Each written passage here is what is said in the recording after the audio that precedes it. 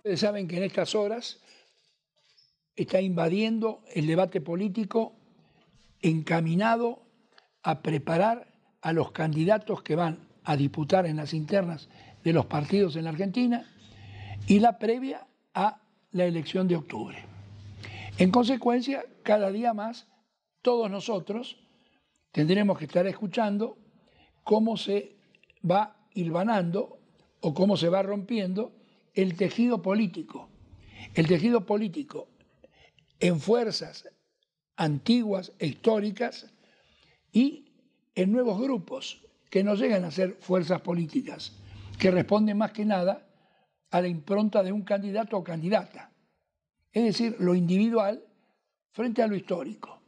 Y la sociedad, naturalmente, frente a esta era de modernismo para todo, también quiere gente que tenga criterio moderno, no tanto en edad, sobre todo en ideas, pero modernidad para que conduzca al entendimiento con otros. Este es el punto. Se puede tener cualquier edad y estar peleándose con todos y no acertar con nadie. Y se puede tener la madurez suficiente a los para acercarse a entenderse con los adversarios. Este es el punto de inflexión de Argentina.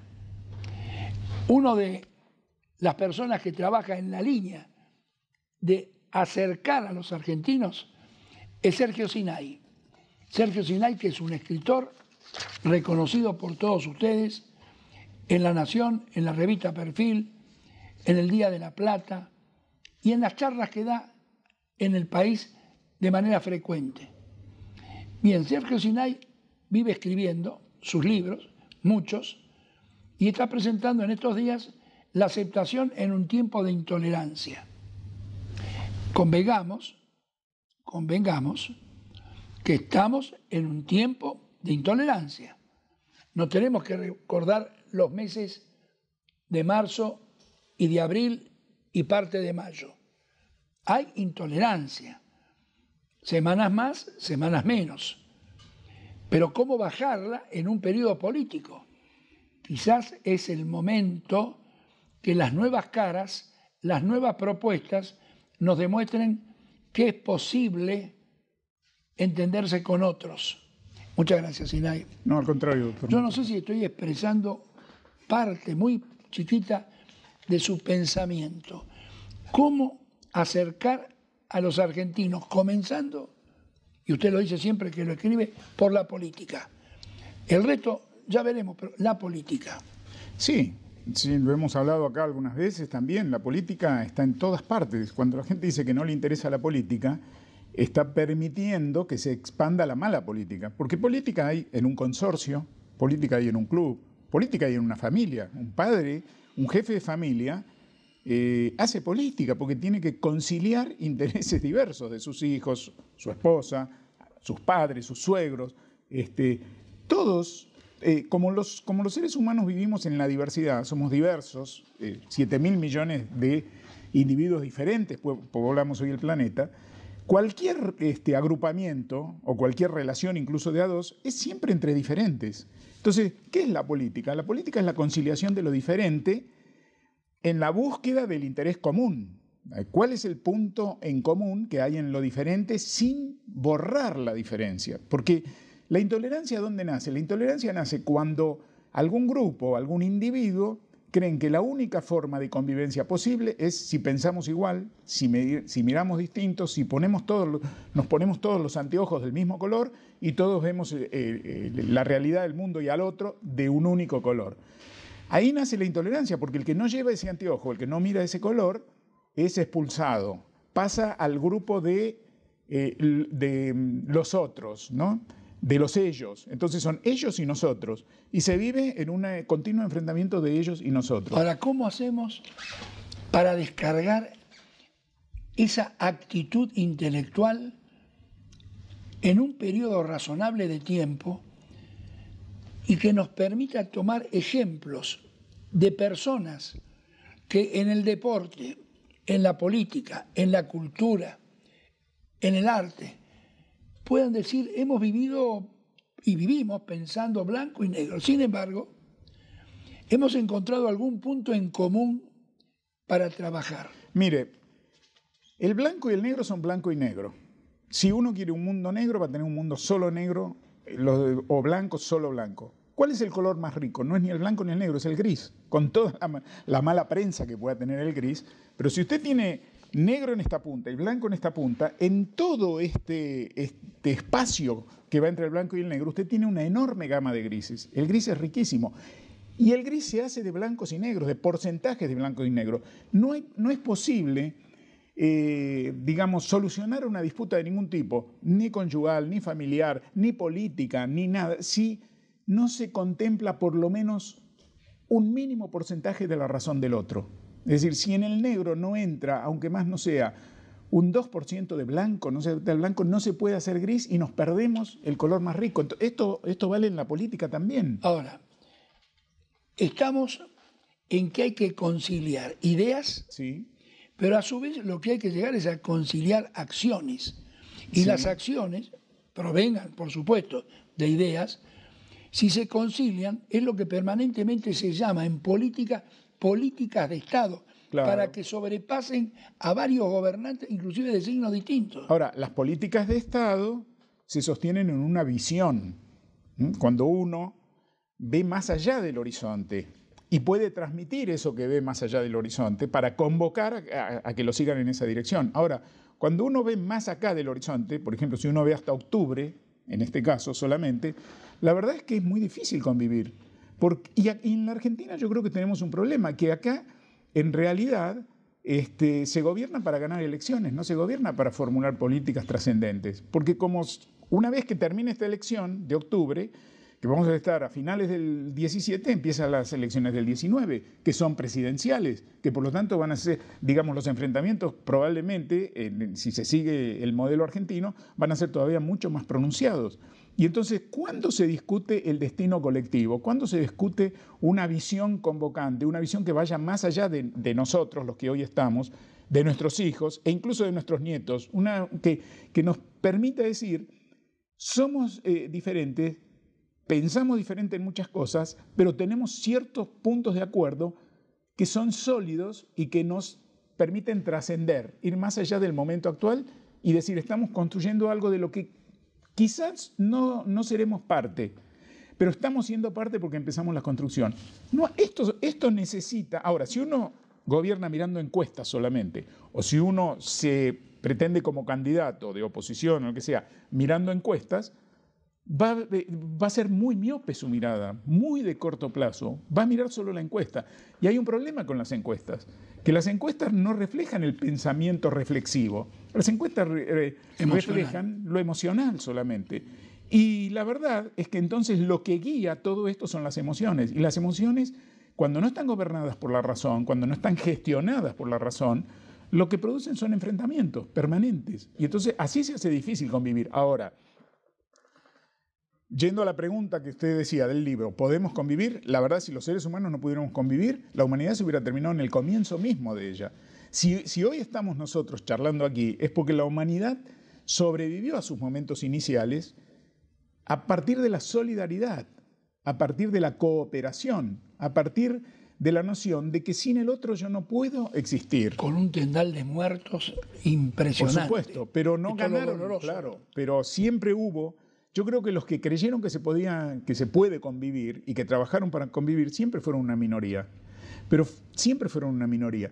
Pero ha sido la minoría que mantuvo andando a la humanidad. A la humanidad. La mantuvo y que la sigue manteniendo en marcha, ¿no? Usted, a veces en algunos temas, escucha en los medios de comunicación y en lo que se escribe, radio, televisión, diarios, que se habla de en tal punto tratar de mantener una política. Uh-huh. El que lo dice, una política de Estado, el que lo dice, normalmente no es el que tiene que poner la firma para llevar esa política adelante.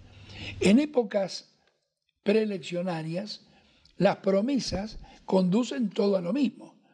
Pero luego de cumplida la elección, el momento electoral, es como que se borra todo. se borra todo y aquello que se hablaba de acercar comienza a estar otra vez disperso. Sí, y hay un problema. Ahora, esto es un problema de edades, es un problema de cultura, es un problema de ignorancia. ¿De qué es? Mire, si es un problema de cultura, no es de edades, porque una cultura abarca a todas las edades. Y una cultura se va transmitiendo de generación en generación y uno encuentra una determinada cultura en todas las generaciones. A mí yo no creo que sea un problema de edades. Me parece que es un problema cultural serio y profundo de la Argentina, porque usted tiene la cultura del enfrentamiento, la tienen los jóvenes y la tiene en todos. Uno podría decir las nuevas generaciones son más cooperativas, más solidarias y tienden más a la convivencia. Y no es verdad. A ver, ¿cuál es la verdad? Entonces, no son violentas como hace 20, 30 años atrás. No son violentas en la política, pero después son violentas en la conducción de un automóvil, en la conducción de un automóvil, en la salida de un boliche, en los colegios, en las tribunas, en el juego. Es decir, la violencia, esta intolerancia, esta incapacidad para la aceptación del diferente se va transmitiendo de generación a generación a través de ejemplos. Esto no se transmite sentando a un chico y diciéndole cosas, se transmite con lo que se va mostrando en cómo se convive. Vuelvo a lo cotidiano, desde cómo se convive en una asamblea de consorcio hasta cómo se convive en el Parlamento, ¿no? Desde cómo se conviven entre dos partidos políticos diferentes hasta cómo conviven dos hinchas de dos clubes que son clásicamente adversarios. Entonces, cuando en una sociedad está enquistado un virus y eso se va haciendo parte de su ADN, después uno lo encuentra en todos lados. ¿Y cómo se puede salir de esto? Primero, recuperando una capacidad que nos ha sido dada a los seres humanos y que nosotros despreciamos en la práctica con demasiado ligereza, que es la capacidad de pensar críticamente, no de comprar pensamientos hechos, porque cuando uno compra pensamientos cerrados y hechos, envasado. Claro, cuando uno compra un pensamiento envasado, lo que está haciendo es generando fanatismo. Y los pensamientos envasados son muy tentadores. ¿Por qué? Justamente porque los llevan a uno a dejar de pensar. Si yo pienso como piensan 50.000 personas más, ya me siento con pertenencia, tengo pertenencia a alguien, ya no soy responsable, sino somos todos, y cuando somos todos no es ninguno, y repito consignas. Y en la Argentina se repiten consignas de un lado y del otro. Y esta repetición de consignas genera resultados dramáticos, trágicos muchas veces. Entonces, apartarse un poco, tomar una distancia, pensar por cuenta propia es riesgoso. Pensar por cuenta propia es riesgoso porque uno se puede encontrar solo pensando de esa manera. Pero es la única manera en que uno puede mirar a la realidad como se mira una escultura, digamos, ¿no? Uno cómo mira una escultura, uno puede caminar alrededor de la escultura y darse cuenta que lo que ve de frente no es lo mismo que se ve de atrás y que hay zonas iluminadas y zonas oscuras y que hay volúmenes, ¿no? Pero acá miramos plano todo y de una única manera. El año pasado en el Parlamento, y los dirigentes lo destacaban, ocurrió un fenómeno que hasta los más discutidores, los más gritones, decían que el Parlamento argentino había entrado en una vía con una nueva generación de personas, muchos jóvenes por supuesto, que había entendimientos, que había acuerdos, bueno, y se sacaron muchas leyes. Y de pronto llega el año siguiente y hay una especie de congelamiento.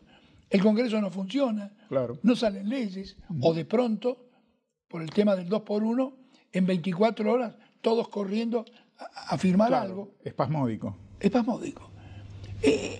Eso que ocurrió del 2x1, yo no discuto lo bueno o lo malo. La acción de reaccionar es la misma acción que está pidiendo la sociedad de reaccionar para no poner en libertad a los homicidas, femicidas, que usted permanentemente habla en sus artículos. Una reacción de la sociedad que quisiera un gesto distinto de la justicia y del servicio penitenciario. Claro, lo que pasa, usted dice, el año pasado fue así y de pronto este año una ruptura. Todo se congela. Lo que pasa es que el año pasado no fue electoral y este sí es electoral. Entonces ahora, ¿cómo voy a votar yo, digamos, con la mentalidad que prevalece en la Argentina y en los políticos argentinos, cómo voy a votar yo un proyecto de ley que beneficia a la sociedad, pero que fue presentado por el otro? A ver si el otro se lleva los votos después en octubre. Entonces, mejor por ahora no. Y si yo gano en octubre, entonces lo voy a proponer yo a esto. Y la verdad es que entonces hay un cálculo siempre muy corto, donde lo que se está viendo es el interés propio, ya sea personal, partidario, etcétera, y no el beneficio común de la sociedad. Y se trata, y además, más allá, como dice usted, no vamos a discutir el 2x1 acá, pero sí vamos a discutir el mecanismo con que en 24 horas se sacó esta ley, porque es un mecanismo absolutamente clientelista. Entonces, si mucha gente grita muy fuerte, entonces, y se miran las encuestas de inmediata a ver si ese grito repercute en encuestas, entonces vamos a tomar una decisión. Pero si no, lo dejamos pasar. Una decisión relámpago. Una decisión relámpago. Hace tiempo que no había una cosa así, ¿no? Sí. ¿Usted recuerda? Yo hace muchos años que no había un procedimiento de esta naturaleza. No, pero entonces quiere decir que esto no es producto de una reflexión, no es producto de una toma de conciencia, no es producto de un acuerdo profundo. Esto es producto, es espasmódico, es producto de una conveniencia inmediata. Vamos a sacar esta ley porque si no nos van a cortar la cabeza a todo y si no vamos a perder las elecciones. Saquemos esta ley. No es una manera de construir futuro. Esto es una manera de parchar el presente, pero no de construir el futuro. Usted que anda por el país y habla en distintos lugares y ya tiene, ahí le escuché hace un momento, hablando con la producción de los viajes que va a hacer al interior, ¿cómo ve usted, y perdón, este sector que me interesa mucho, la gente joven, a sus charlas, en los pueblos donde usted va, ¿hay un número importante de jóvenes o son de mediana edad para arriba? No, hay jóvenes. Y le voy a contar una experiencia que tuve hace 2 semanas en Comodoro Rivadavia, donde fui a dar 3 charlas en un colegio, una escuela técnica, la escuela técnica 770. Di una charla para chicos de 11 a 14 años. Di otra charla para los chicos de 15 a 17. El ciclo inferior y ciclo superior le llaman allá. Del secundario. Del secundario. La charla en ambos casos la charla superó las 2 horas. No porque yo hablé más de 2 horas, sino porque con las preguntas que hicieron los chicos a partir de los... Entonces, cuando uno le habla a un chico en un lenguaje... En un lenguaje que construye un puente hacia él, que lo considera como persona. Cuando uno se acerca con las ideas, a transmitir ideas, los chicos absorben de una manera extraordinaria y las preguntas que generan, yo le decía a la directora de la escuela, a la señora Nancy Vega, después, que si muchos adultos, en muchos casos, se hicieran estas preguntas a sí mismos y las hicieran entre adultos, saldrían temas extraordinarios y puntos de convergencia notables. Digo, para mí fue una experiencia enriquecedora, esperanzadora, diría yo, también, y me parece que es cuestión de acercarse y hablar, pero hay que ir con mucha honestidad intelectual y con mucha honestidad moral, porque cuando uno se acerca a un chico, se acerca a un capital de futuro muy importante y no puede allí mancillar nada. ¿Y usted cómo hace, si la gente no lo conoció antes, para generar confianza? Mire, el tema para hablar con estos chicos, yo siempre digo que el tema de una charla es un pretexto para empezar a hablar y que después los temas van floreciendo, a partir de ahí fluyen y combina con otro. El tema era el valor de la palabra. ¿Por qué la palabra es importante en la interacción humana? Porque somos los únicos bichos que hablamos, los seres humanos. Hemos creado lenguajes, reglas de lenguaje. Entonces empezamos a hablar de la palabra. Y yo les dije, los chicos no tienen por qué saber quién soy yo. No me leen, no han leído mis libros, aunque me encontré con algunos chicos de 17 que habían leído. Y la verdad fue muy emocionante. Pero le dije, ¿por qué estoy yo acá para hablar de la palabra? Entonces les conté mi propia experiencia con la palabra. Yo de chico les dije, mire, yo quería hacer 2 cosas cuando era chico. O quería jugar al fútbol y llegar algún día a jugar en la primera de River, o quería ser periodista y escritor. Ustedes ya saben que yo no jugué en la primera de River, eso está clarísimo y es público. No me aplaudieron ni me criticaron nunca. Eso es público, ¿no? Se reían los chicos. Le digo, pero lo otro sí lo puedo hacer. Y fue no fue fácil, porque mis padres decían que esa no era una carrera, que uno tiene que estudiar una carrera donde le den un diploma, escribir no es una carrera, bueno. Pero cuando uno se compromete con algo y lo mira y se pregunta para qué lo quiere hacer, entonces yo me acerqué a los chicos desde un lugar muy cercano a ellos, porque ellos están pensando lo mismo, ellos están transitando la escuela secundaria. Todavía tienen que definir qué van a hacer. Tienen que definir qué van a hacer y están sintiendo ya algunas presiones, sobre todo los más grandes, del mundo adulto, que le dicen, bueno, ¿y qué vas a hacer?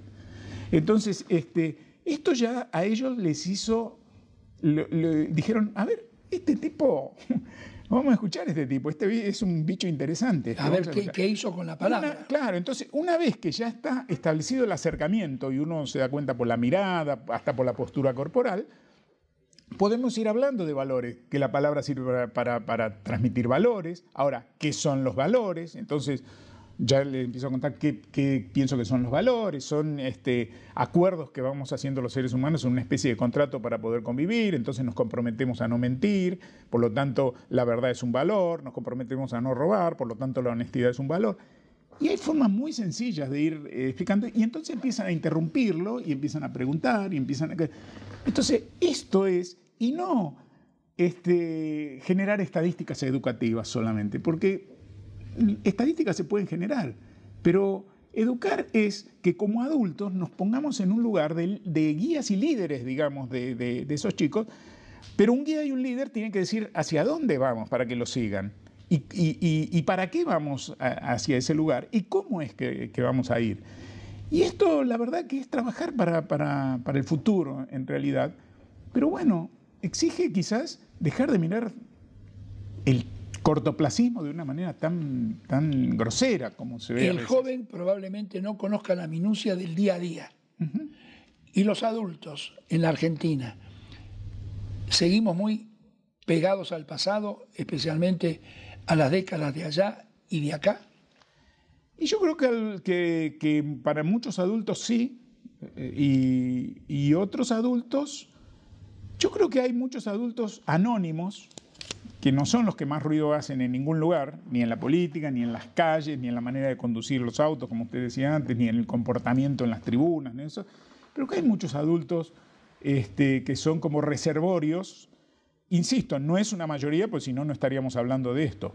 Pero existen, y como todo reservorio es importante buscarlo, conservarlo, honrarlo y permitirle salir. Si uno encuentra un reservorio de petróleo, tiene que convertir eso en combustible. Y a esos adultos que viven con valores, que están dispuestos a trabajar por un futuro, aunque no vayan a vivir en ese futuro, también hay que convertirlos en combustible, porque son un reservorio de ejemplos, son un reservorio de palabras, son un reservorio de historias vividas. ¿Usted cree que lo que viene viendo en este último tiempo, no voy a hablar de 4 o 5 años atrás, sí, era otro momento? Estos últimos 2 años, año y medio, ¿usted ve que hay un cambio en las charlas que usted da o sigue siendo la misma la actitud de la gente? ¿Más inquieta, menos inquieta? Hay una... No. Hay una cierta... ¿cómo le puedo decir? El gobierno dice permanentemente, el país está pendiente de la esperanza. Eso es lo que le pregunto a usted. A mí me parece que en mucha gente lo que hay, por lo menos, menor belicosidad en algunas personas. Otros siguen siendo fanáticos de un lado y del otro, ¿no? Y bueno, con el fanático es muy difícil. No importa fanático de qué, porque el fanatismo es una matriz. Después se viste de un color o de otro, pero es una matriz. Hay mucha gente que no, que está como más abierta a dialogar. Ahora, la esperanza es otra cosa. Yo creo que desde el gobierno confunden optimismo con esperanza. Y creo que aquí hemos hablado la otra vez que yo decía, el optimista no cree que haya que hacer nada, porque total todo va a ir bien. El esperanzado dice, no estamos bien, pero yo tengo la esperanza y estoy dispuesto a trabajar por esa esperanza. A mí me parece que desde el gobierno se mandan más mensajes de optimismo que de esperanza. Y en alguna gente se trabaja por la esperanza. Algunas personas trabajan por la esperanza. La aceptación en un tiempo de intolerancia. ¿Podemos convivir? Sergio, que tenga mucho éxito. Lo voy a empezar a leer este fin de semana. Le estoy muy agradecido. Y que usted siga con sus charlas en el país y sus exposiciones públicas por todos los medios, con el éxito que tuvo siempre. Bueno, muchísimas gracias y muchísimas gracias a usted como siempre por este espacio de reflexión que se agradece porque Los vamos a invitar son fogatas en la noche oscura, así que muchas gracias. Que nos acompañe. Muchas gracias. Director, un momento y ya regresamos.